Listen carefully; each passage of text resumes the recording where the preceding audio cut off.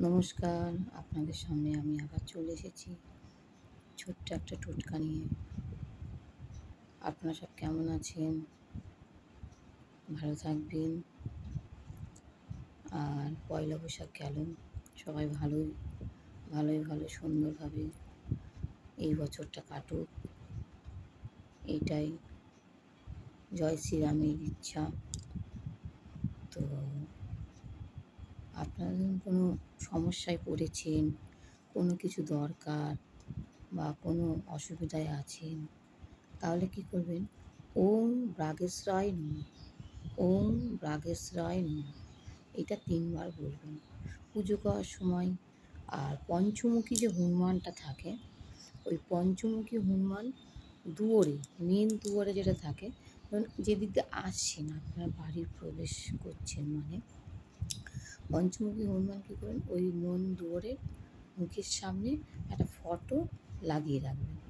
তাহলে কী হবে, আপনার যে বাড়ির নেগেটিভটা, অনেকে কী করে, ভালো খাচ্ছেন, ভালো পড়ছেন, আর কারো সহ্য হয় না, এতে হিংসা করেন, টুকটাক করেন, ক্ষতি করার চেষ্টা করে।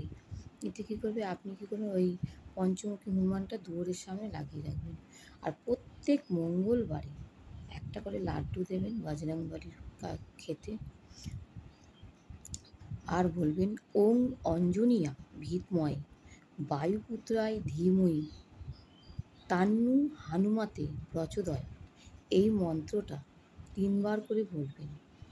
দেখবেন আপনার বাড়ির সংকটমোচন সব দূর হয়ে যাবে। আপনার বাড়ির বাচ্চা কাচ্চা বলেন, পরিবার সদস্য, সব কিছু আপনার মানে একটা বিপদ মানুষের আসতেই থাকে, মানুষের একটার পর একটা মানুষের, এতে এগুলো সব সংকট দূর হয়ে যাবে।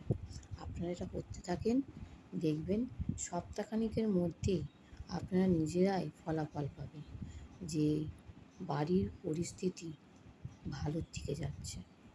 এটা করতে পারেন, আই হোপ, আমি এটা বিশ্বাস করি।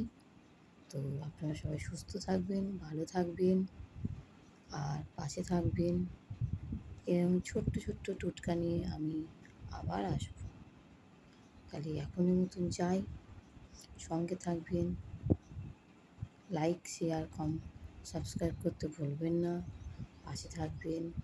আবার আমি ছোট্ট টোটকা নিয়ে আসব।